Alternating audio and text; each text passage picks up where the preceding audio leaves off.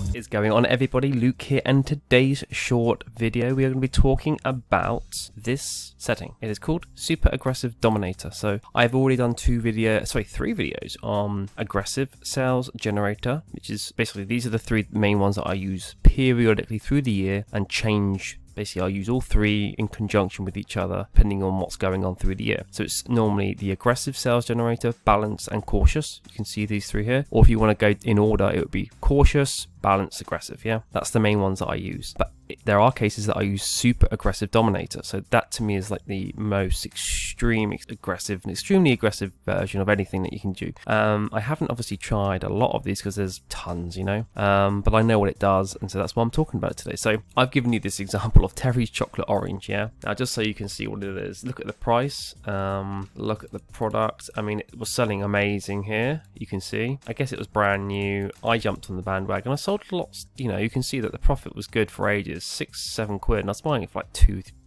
something, and the ranking was really low over Christmas. So, you know, even if you're making 50p on 2 quid buy, it's like you can sell 40 in a day, you know. It's kind of like that. Pretty easy to buy, small, light, you know, all that kind of bonus ticks. And obviously I bought, so I was selling really well here, and obviously I was trying to keep a good amount of stock in all the time. At some point you can see the number of sellers here just jumps, and this is in December still, and the price drops. So the number of sellers jumps up and the price goes down, and so it wasn't profitable anymore. So I just kind of held it for a while because I think they had like a year and a bit expiry, and I thought, you know what, come Easter, that kind of thing, it will sell great. And it was, the problem is that it's already really good, the ranking.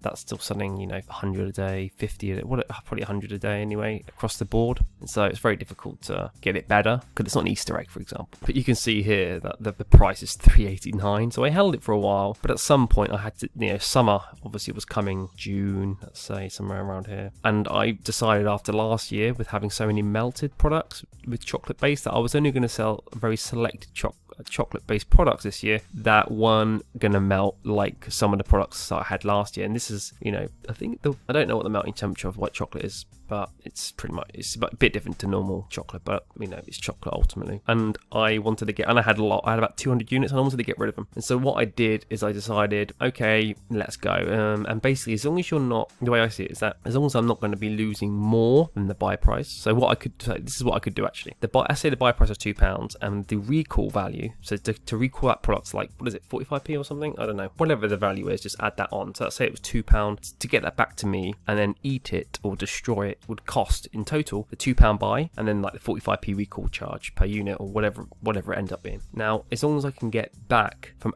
so even if I lose like £1 on Amazon, I'm actually still making like £1.45 difference, as in more than what I would do if I was recalling it and then paying to get it recalled. So what I'm doing is I'm basically just burning it. Like in crypto, they have a thing called burning it. It's basically just get rid of it, get it gone. I'm basically, you know, and even if I jump onto that product quickly, oh, it is here. Let's say that maybe I bought it for 130, but even still, let's just say this.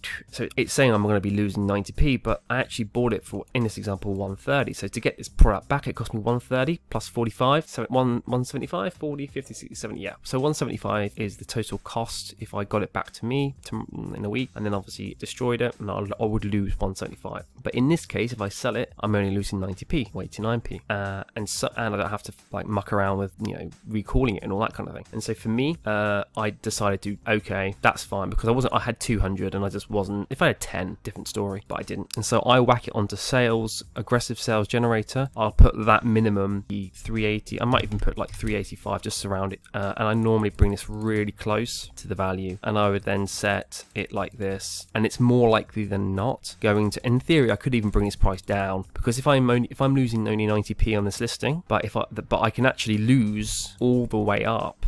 If it's going to cost me 130 to destroy it or to call it back, and then 45p, I can actually, in theory, I can lose up to that same amount that it will cost me. So I can lose 175. So that can go down to 175. So I could even bring this price down.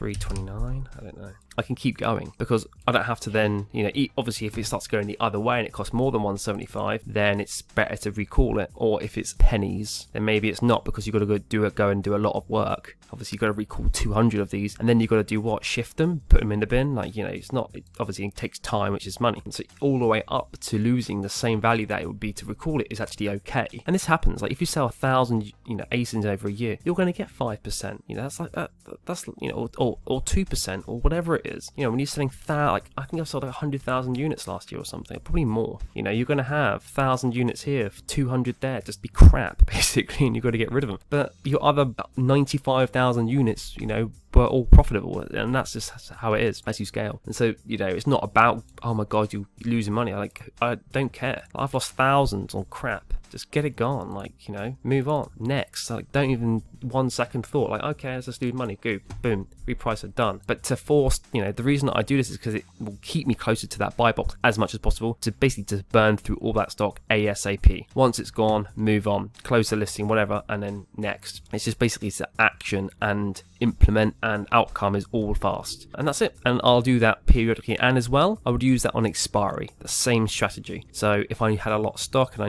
know that the expiry is coming out up, let's say I've got 200 in stock, the expiry is coming up, I know that it sells 50 a month, well that's 4 months supply, while the expiry is in 3 months. Well, what does that mean I've got to do? I've got to probably bring down that price for a short term to burn through it, say 100 units. And then I can slowly creep up if I then see, okay, now I've got enough stock, you know, to supply a month, and there's 3 months left, okay, whatever, you know, whatever the situation is. And that exact same situation, exact same rules apply for that situation as well. Anyway, this is a bit of a longer short, but a little bit more to talk about. Gonna leave it there. See you on the next one. Bye.